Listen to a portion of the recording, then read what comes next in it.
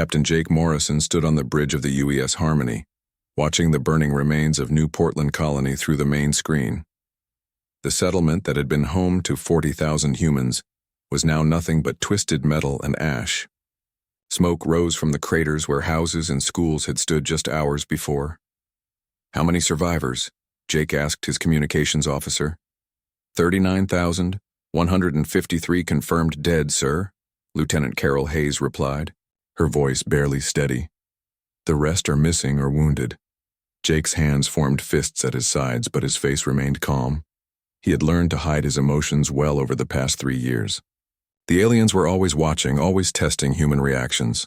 They wanted to see anger, they wanted to see fear. Jake would give them neither. The attack had come without warning, as they always did.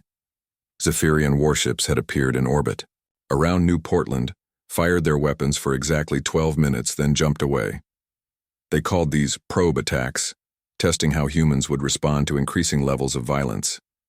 "Sir, incoming transmission from the Zephyrian flagship," Hayes reported. "Put it through." The screen changed to show War Commander Thexval. His reptilian features twisted into what passed for a smile among his species. His yellow eyes gleamed with satisfaction as he looked at Jake.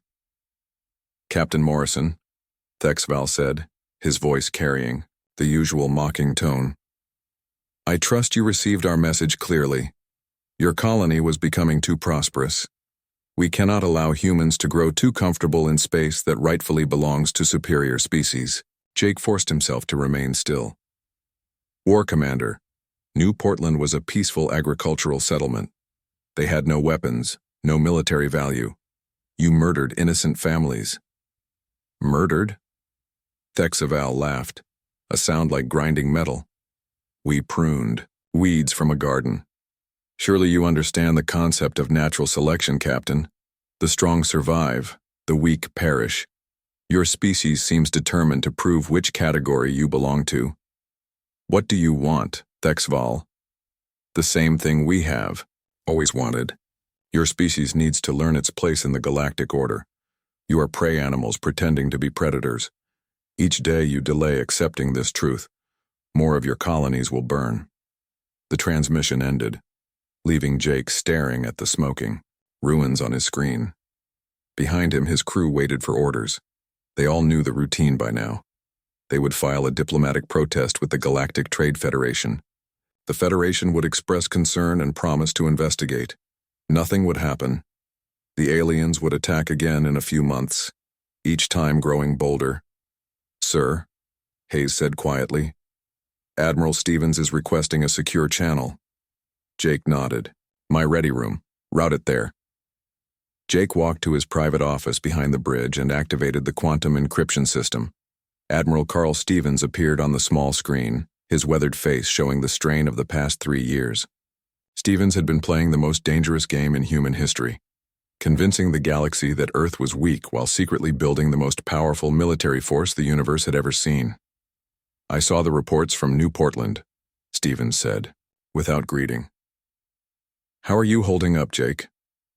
"I watched 40,000 people die today because I had to sit here and do nothing," Jake replied. "How do you think I'm holding up?" Stevens was quiet for a moment. "I know this is hard, but you understand why we have to maintain the facade. If the aliens knew what we were really capable of, they would unite against us. Right now, they see us as harmless prey. That gives us the advantage." "Advantage?" Jake's voice rose slightly. "Carl, we could have stopped this attack with a single destroyer. One ship could have saved all those lives, and revealed that our defensive capabilities are actually centuries ahead of theirs. Jake, we've been over this. The moment we show our true strength, every species in the galaxy will target Earth. We need them to keep underestimating us until we're ready." Jake understood the logic, but it didn't make watching the slaughter easier. For 3 years, humanity had played the role of the weak species struggling to survive in a hostile galaxy. Their ships were designed to look primitive. Their weapons appeared barely functional. Their colonies seemed defenseless. It was all a lie. Deep in Earth's solar system, hidden beyond the orbit of Pluto, construction yards worked around the clock, building dreadnoughts that could destroy planets. Human scientists had cracked alien technology decades ago and improved it beyond recognition. Earth's military doctrine had been shaped by studying every conflict in galactic history, learning from the mistakes of species that no longer existed. Dr. Brooks sent her latest intelligence report, Stevens continued. The Zephyrians think our maximum military capacity equals about one of their battlecruisers. The Herrick Empire estimates we have maybe 50 combat-capable ships total.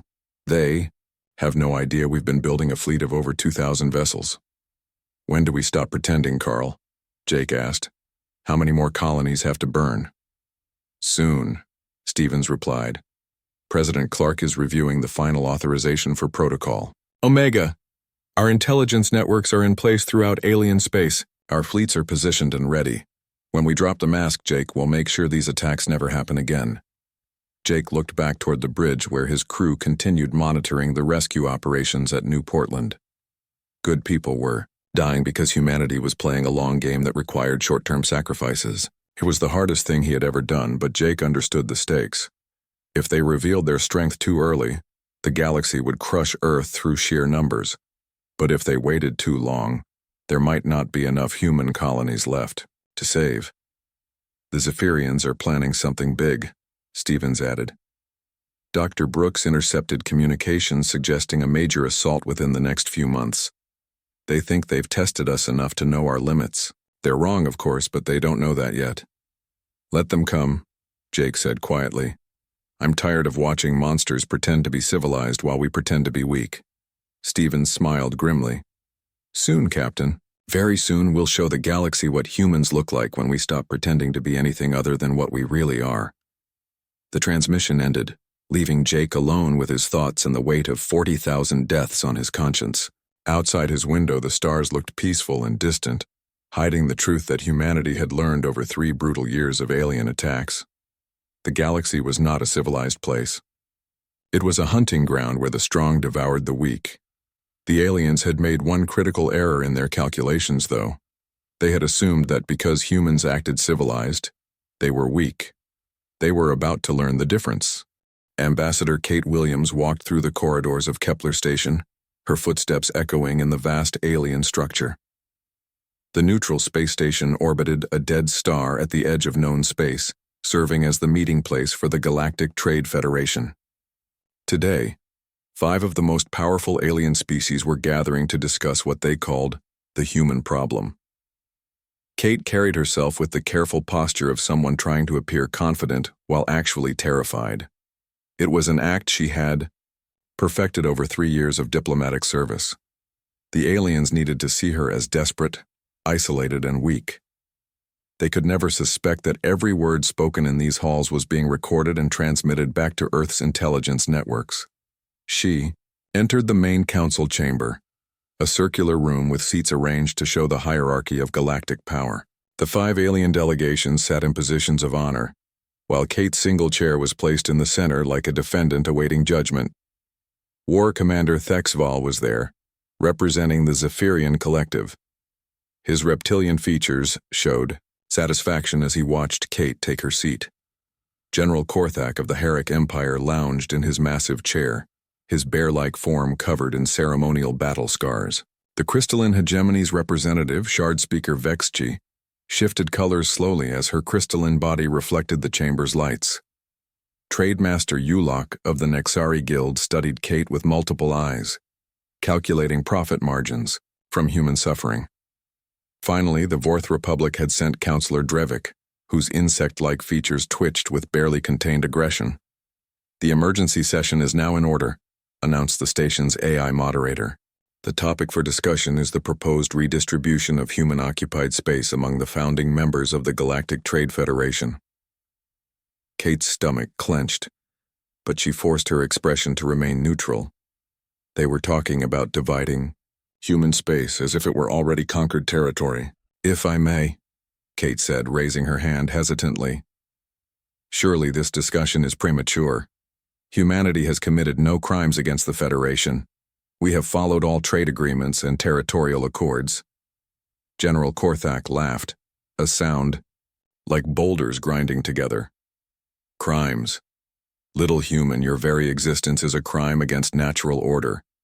You are soft mammals fit only for farming, yet you dare to claim star systems that belong to warrior species. The collective has been conducting defensive actions against human expansion, War Commander Thexval added smoothly. Each probe attack has confirmed what we suspected.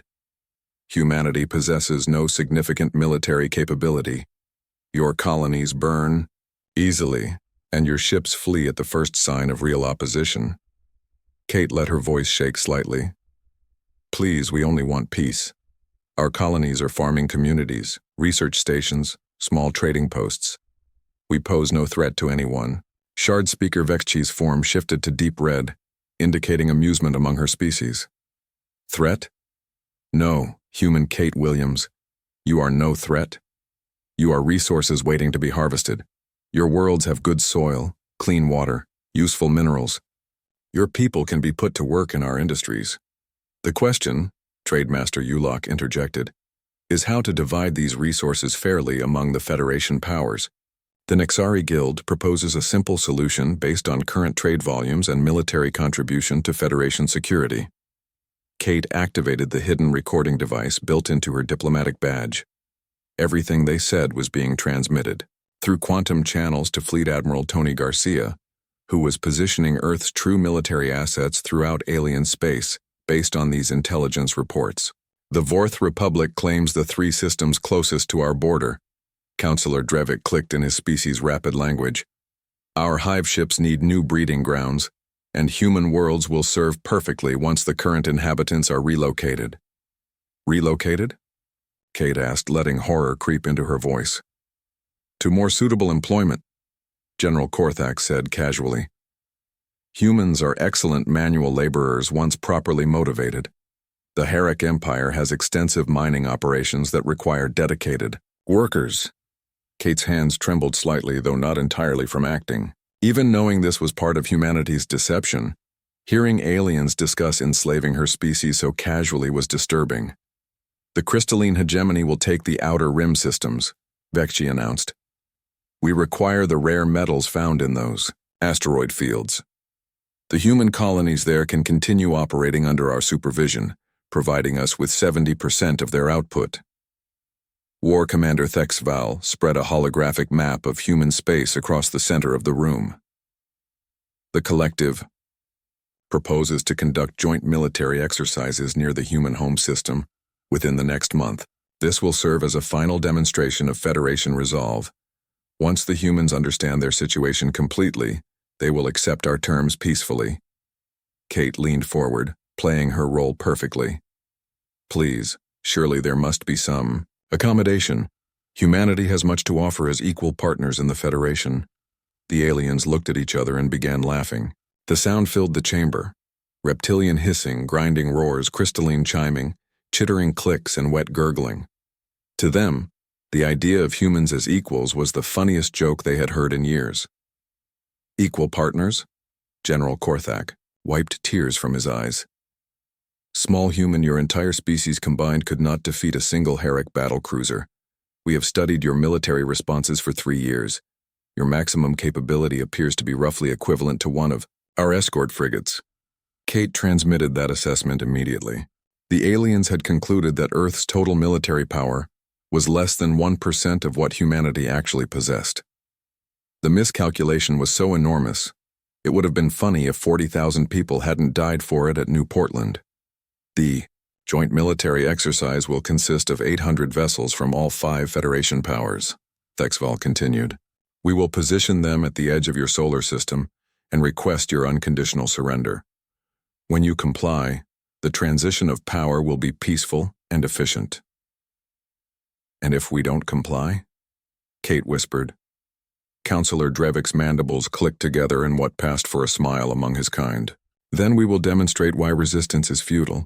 Your homeworld has a population of 12 billion, correct? We calculate that eliminating 10% would be sufficient to ensure cooperation from the remainder. Kate's face went pale, which was exactly the reaction they expected. What they didn't know was that she had just transmitted the complete alien battle plan to Admiral Garcia. 800 alien warships were about to encounter humanity's true military doctrine, and the results would reshape galactic civilization forever. "The matter is settled then," Trademaster Ulock announced. "Human Ambassador Williams, you have 30 standard days to return to your government with our terms. We suggest you emphasize that acceptance will result in minimal casualties during the transition." Kate stood on shaking legs, bowed respectfully to the alien powers, and walked from the chamber. Behind her, the 5 species that had ruled the galaxy for centuries continued planning how to divide humanity's territory among themselves. They had no idea they were planning their own destruction. In 30 days, they would learn what humans looked like when they stopped pretending to be weak prey animals. The galaxy was about to discover that the most dangerous predator was the one that chose to act civilized until that choice was taken away. The alien fleet arrived at the edge of human space exactly 30 days after the meeting at Kepler Station. 812 warships from 5 different species hung in the darkness beyond Pluto's orbit, their weapons powered and ready. The combined armada represented the largest military force assembled in galactic history. War Commander Thexval stood on the bridge of his flagship, watching the scanner displays with satisfaction. The human response had been pathetically predictable. 3 small ships waited to meet them: the diplomatic vessel UES Harmony and 2 escort frigates that looked like they had been built from scrap metal. "Is this truly their entire defensive fleet?" General Korthak asked over the communication channel. His massive battlecruiser dwarfed the human ships by a factor of 50. "Our intelligence confirms it," Thexval replied. "Captain Morrison's vessel and 2 support ships. The humans are either incredibly brave or incredibly stupid to face us with such limited forces." Captain Jake Morrison sat in the command chair of the Harmony, studying the alien fleet through his sensors. 800 ships, exactly as Kate Williams had reported from the Federation meeting. Every weapon signature, shield frequency, and tactical formation had been analyzed by Earth's military computers months ago. The aliens had no idea they were flying into the most carefully prepared trap in human history. "Sir, incoming transmission." From the alien flagship, Lieutenant Carol Hayes reported. "Put it through and make sure it's broadcasting on all frequencies. I want every ship in both fleets to hear this." The main screen activated, showing War Commander Thexval's reptilian features twisted into a confident sneer. Behind him, the bridges of the other alien flagships were visible through split-screen displays. "Captain Morrison," Thexval began, "I trust you can see the futility of your situation. 800 warships against 3. The mathematics are quite simple even for a primitive species like yours." Jake stood slowly, his hands clasped behind his back. "I can count, Thexval. The question is whether you can." Amusing. "Your government has had 30 days to consider our generous terms. We are prepared to accept your unconditional surrender immediately. Your species will be relocated to appropriate work assignments throughout Federation space. Compliance will result in minimal casualties. And if we refuse?" General Korthak's laughter boomed across the channel. "Then we will demonstrate why your species is unfit for independence. We calculate that destroying 10% of your homeworld's population will be sufficient motivation for the remainder." Jake nodded slowly, as if considering the options. In reality, he was waiting for the final signal from Admiral Garcia. Deep in Earth's solar system, 200 human dreadnoughts were completing their final system checks. Each ship was the size of a small moon, armed with weapons that could crack planets and protected by shields that could withstand stellar radiation. "I have a counteroffer," Jake said calmly. The aliens looked amused. Shard Speaker Vexchi's crystalline form shifted to bright yellow, indicating extreme entertainment among her species. "You are in no position to make offers, human," she chimed. "You have 3 ships, we have 800. What could you possibly propose?" Jake looked directly into the camera, his expression deadly serious. "Earth's final warning. Stop attacking, or we stop pretending to be civilized." The alien commanders burst into laughter. The sound echoed across all communication channels, hissing, roaring, clicking, chiming, and gurgling. To them, the idea that humans could threaten anyone was absurd. Pretending to be civilized? Thexval gasped between laughs. Captain Morrison, you are prey animals playing at being predators. Your entire species could not defeat a single one of our escort vessels. You have 10 seconds to withdraw your fleet and return to your home systems, Jake continued, ignoring their mockery. This is your only warning. Or what? General Korthak demanded. You will ram us with your 3 little ships? Captain Morrison, your bravery is admirable, but pointless. Surely you understand that resistance will only increase the casualties among your people. Jake's earpiece crackled with Admiral Garcia's voice. All vessels in position, Captain. Awaiting your signal. 5 seconds, Jake announced. The alien laughter grew louder. Several commanders were wiping tears from their eyes. Time's up, Jake said quietly, then louder. Admiral Garcia, you are authorized to drop the masquerade. The space around the alien fleet suddenly filled with light as 200 massive shapes decloaked simultaneously. The human dreadnoughts appeared from nowhere, surrounding the alien armada completely. Each human vessel was larger than the biggest alien ship, their hull plating reflecting advanced alloys that no galactic species had ever developed. The laughter stopped instantly. Impossible, Thexval whispered, staring at the displays that showed energy readings off every known scale. Our intelligence reports indicated you had no significant military capability. Your intelligence was exactly what we wanted you to believe, Jake replied. For 3 years you've been testing what you thought were our limits. You were actually testing our patience. Commander Rick Tyler's voice came across the communication channel from the flagship UES Retribution. Alien vessels, you are completely surrounded and outgunned. Power down your weapons and prepare to be escorted back to your home systems. General Korthak's voice shook with rage and fear. This is trickery, some kind of illusion. No species could hide this level of military development. You want a demonstration? Jake asked coldly. Rick, show them what one of our destroyers can do.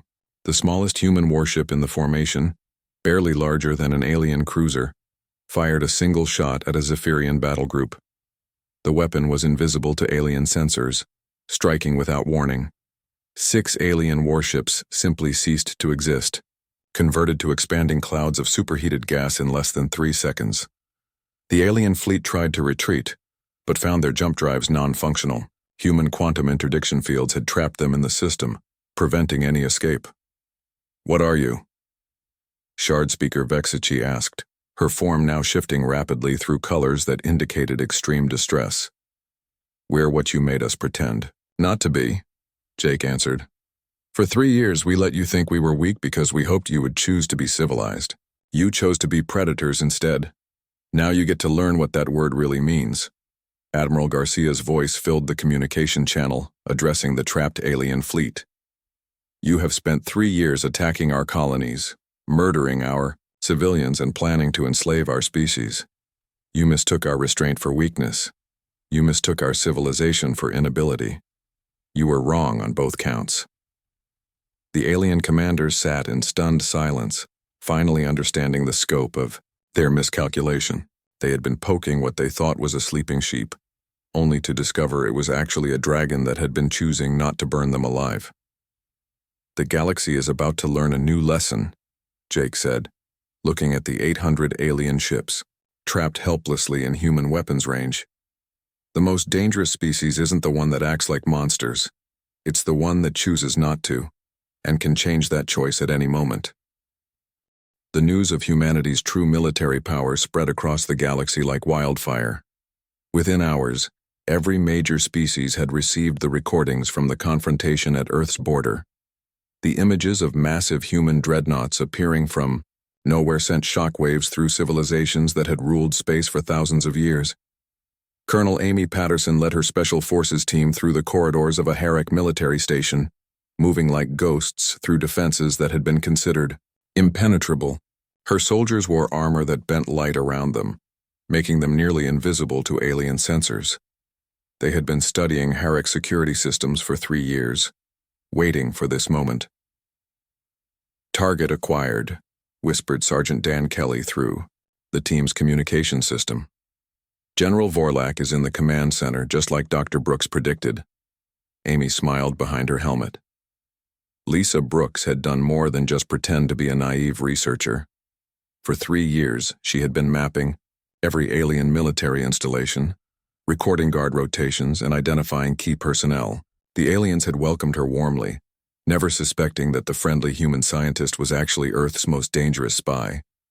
"Remember, we need him alive," Amy told her team. "Earth Command wants to make a point about how easily we can reach their leadership." The Harek Empire had been the first to attempt a counterattack after the confrontation at Earth. Their pride could not accept that the species they had considered farming animals possessed superior technology. General Korthak had ordered their most elite force to strike directly at Earth itself, using a hidden jump route that they believed humans could never detect. They had been wrong about that too. Lieutenant Ben Cooper stood on the observation deck of the human cruiser UES Defiant, watching the Harek fleet emerge from hyperspace near Earth's moon. 47 of their best warships had made the journey, expecting to find a lightly defended homeworld. Instead, they found orbital defense platforms that turned their mighty dreadnoughts into clouds of debris within minutes. "It's almost sad," Ben said to his commanding officer. "They still don't understand what they're dealing with." Commander Sarah Thompson nodded, studying the tactical display. "Our intelligence estimates suggest they think we got lucky at the first battle. They believe we somehow acquired advanced weapons from another species, rather than developing them ourselves." The surviving Harek ships tried desperately to retreat, but human tractor beams held them in place. One by one, they were disabled and boarded by human marines. The crews were taken prisoner, not to be harmed, but to be educated about their new reality. Back on the Harek station, Amy's team had reached the command center. The massive blast doors that protected General Vorlak might as well have been made of paper. Human cutting tools sliced through them like butter, revealing the alien commander cowering behind his desk. "Impossible," Vorlak growled, his bear-like features showing confusion and fear. "Our defenses are impenetrable. No species in the galaxy has the technology to breach this station." "No species except us," Amy replied, removing her helmet to show her human face. "General Vorlak, you are under arrest for crimes against humanity. You will be transported to Earth to stand trial." "You cannot do this," Vorlak roared. "The Harek Empire has ruled this sector for 5,000 years. We are the apex predators of space." "Were," Amy corrected. "Past tense. Your empire lasted 5,000 years because you never met anything stronger than yourselves. That just changed." Across the galaxy, similar scenes played out as human forces struck at alien military installations with surgical precision. They moved through enemy defenses like they had built them themselves, which in a sense they had. 3 years of careful observation had taught humans exactly where each species was vulnerable. Dr. Lisa Brooks sat in her laboratory on Earth, reviewing the psychological profiles she had compiled on alien leadership. The recordings from the captured commanders all showed the same pattern: complete inability to accept their new situation. "They keep asking how we hid our technology so well," she reported to Admiral Garcia during their daily briefing. "They cannot understand that we didn't hide it. We built it while they thought we were helpless." "What about their military capabilities?" Garcia asked. "Declining rapidly. The Zephyrian Collective has recalled 80% of their fleet to defend their home system. The Crystalline Hegemony is requesting peace negotiations through third parties. Even the Nexari Guild has stopped raiding human trade routes." Garcia studied the galactic map on his office wall. Red markers showed human fleets positioned throughout alien space, while blue markers indicated species that had already requested human protection from their former allies. "It's remarkable how quickly the balance shifted," Garcia observed. 3 days ago, they were planning to divide our territory among themselves. Now they're begging us not to divide theirs. The psychological impact had been devastating. For millennia, these species had believed they were the natural rulers of the galaxy. The revelation that humans had been studying them like laboratory specimens while pretending to be victims had shattered their confidence completely. On the bridge of his captured flagship, War Commander Thexval sat in a human detention cell, staring at the walls in shock. Captain Morrison visited him daily, not to gloat but to help him understand what had happened. Your species made one critical error, Morrison explained during one visit. You assumed that because we acted civilized, we were weak. You never considered that civilized behavior might require strength to maintain. But how? Thexval asked, his voice hollow. How did you hide such massive military development? Our spies monitored your industrial capacity. Our analysts studied every human response to our attacks. Your spies saw exactly what we wanted them to see, Morrison replied. Fake factories producing fake weapons, staged military exercises with deliberately weak responses. We've been building our real fleet in the outer system where your sensors couldn't reach. Thexaval's reptilian features showed defeat. We thought we were hunters stalking prey. We were actually prey being studied by hunters. The difference, Yost Morrison said, is that when we became hunters, we chose to remain civilized. We could have destroyed your fleets completely. We could have bombarded your homeworlds. Instead, we're giving your species a chance to learn how to coexist peacefully.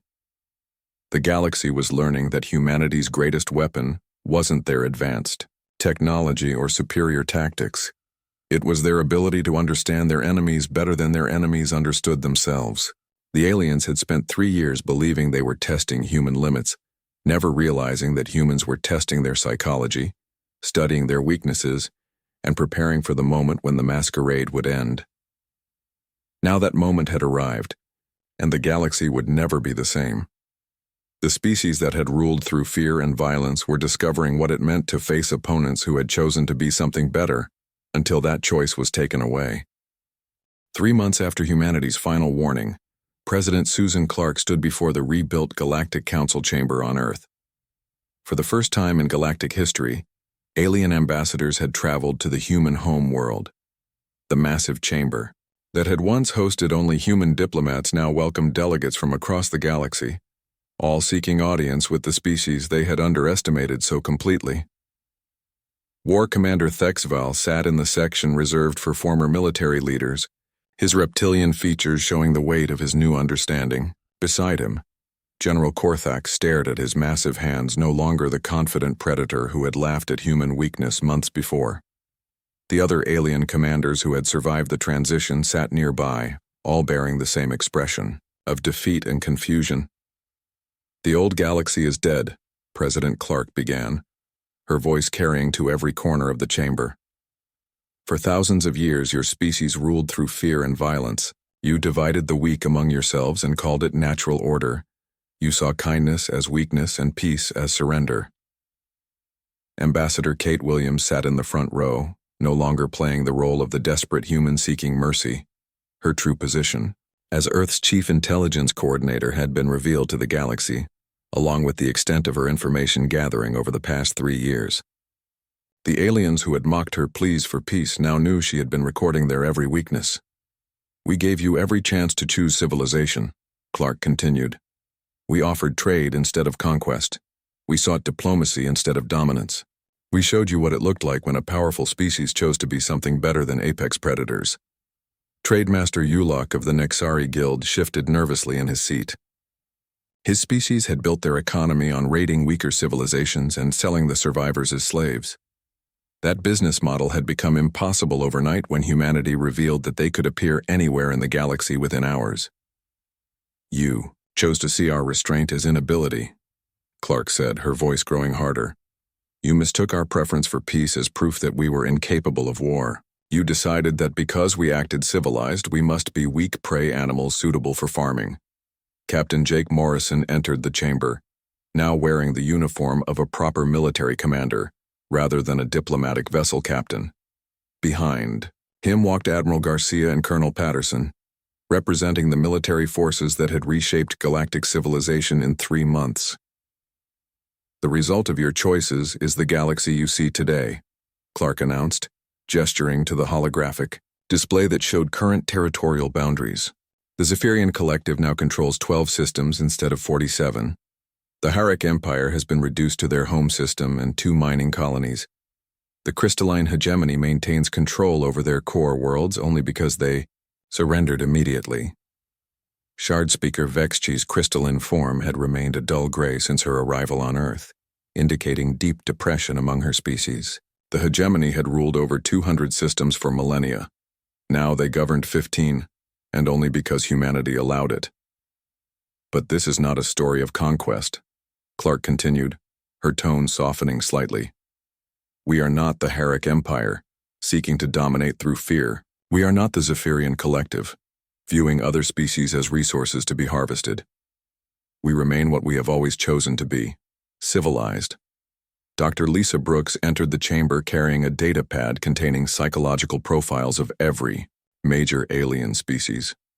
Her work over the past 3 years had revealed something the galaxy had never understood about itself. The predator species had never learned to coexist because they had never met anything stronger than themselves. The new galactic order is based on a simple principle, Clark explained. Every species has the right to exist and prosper, but no species has the right to prey upon others. The strong protect the weak, rather than devouring them. Admiral Garcia stepped forward. Human peacekeeping stations have been established in 47 systems. Our fleets patrol the major trade routes. Any species that attempts to return to the old ways of conquest and predation will be stopped immediately. The alien ambassadors listened in silence. Many represented species that had been victims of the major powers for centuries. The Kalari had been enslaved by the Herrick Empire for 2,000 years. The Vishanti had lost half their worlds to Zephyrian expansion. The Multic had been hunted nearly to extinction by crystalline hegemony mining operations. Now, these victim species sat as equals in the Galactic Council, protected by human military might from their former oppressors. Some of you are wondering about revenge, Clark said, looking directly at the former predator species. You fear that we will treat you as you treated others. You expect us to enslave the Herrick as they enslaved the Kalari. You think we will hunt the crystalline hegemony as they hunted the Multic. War Commander Thexval looked up, hope flickering in his yellow eyes for the first time since his capture. We will not, Clark said simply. Because that would make us like you were, and we choose to be better than that. Your species will be allowed to rebuild and prosper, under the protection of the same laws that protect everyone else. Captain, Morrison stepped forward to address his former enemies directly. The galaxy taught us that civilized behavior is a luxury only the strongest can afford. You forced us to become strong enough to afford it for everyone. The chamber erupted in voices, some grateful, some confused, some still angry. But the sound was different from the old council meetings. There was no laughter at the expense of the weak, no casual discussion of enslaving entire species, no predators dividing prey among themselves. The most dangerous species, President, Clark said, raising her voice above the noise, is not the one that acts like monsters. It is the one that chooses not to, and can change that choice when necessary. We made that choice once, when you forced us to. We will make it again, if we must. Dr. Brooks looked around the chamber at the representatives of dozens of species, all now equal under humanity's protection. Her psychological studies had revealed the truth. The galaxy had never known peace because it had never known justice. The strong had always preyed upon the weak because there had been no one strong enough to stop them. But we hope we never have to, Clark concluded. We hope you will learn what we tried to teach you from the beginning. Civilization is not weakness. Peace is not surrender. And the choice to be better than a monster is the most powerful choice any species can make. The session ended with the signing of the new Galactic Accord, establishing humanity as the protector of smaller species and guarantor of interstellar law. The predator species that had once ruled through fear now lived under the same protection they had denied others for millennia. As the alien ambassadors filed out of the chamber, War Commander Thexval approached President Clark. Why? He asked, simply. Why show us mercy when we showed you none? Clark smiled sadly. Because someone has to be the adults in this galaxy. It might as well be us. The galaxy had learned its final lesson. The most civilized species was not the most peaceful, but the one strong enough to choose peace for everyone.